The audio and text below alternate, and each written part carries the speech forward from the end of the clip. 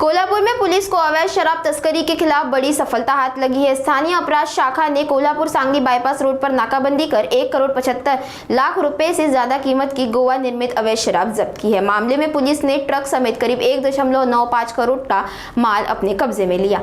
Police को सूचना milli थी कि गोवा के कर्नाटक के रास्ते पर ट्रक से अवैध शराब महाराष्ट्र ले जाई जा रही है। सूचना मिलते ही पुलिस टीम ने कोल्हापुर सांगली बाईपास रोड पर जाल बिछाया और संदिग्ध अशोक लेलैंड ट्रक को रोककर तलाशी ली। तलाशी के दौरान ट्रक से गोवा निर्मित विस्की की कुल 87,840 बोतलें बरामद हुई, जिसकी कुल कीमत 1,75,68,000 बताई जा रही है। पुलिस ने अवैध शराब और ट्रक समेत कुल 1,95,78,000 का माल जब्त किया है। मामले में हरियाणा निवासी ट्रक चालक मुस्फान उर्फ जावेद खान को हिरासत में लिया गया है। पुलिस निरीक्षक सुशांत चौहान के मार्गदर्शन में सहायक पुलिस निरीक्षक सागर वाघ और राहुल अतिग्रे की टीम ने इस कार्रवाई को अंजाम दिया। जयसिंगपुर पुलिस थाने में मामला दर्ज कर आगे की जांच शुरू कर दी गई है।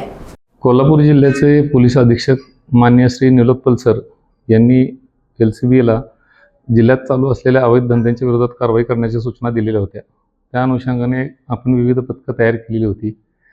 पथकातीलच API राहुल अतिग्रे यांना गोपनीय माहिती मिळाली की एक गोव्यातून मोठ्या प्रमाणावर दारूचा साठा असलेला एक ट्रक हा गोव्यातून मध्य प्रदेशकडे जाणार आहे।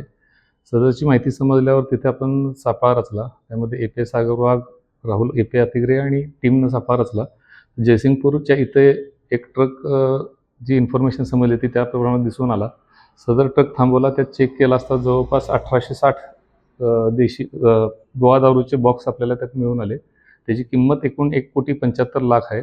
तसेच 20 लाखाचा ट्रक असं एकूण 1,95,00,000 ची मुद्देमालची आपण जप्त केलेला आहे।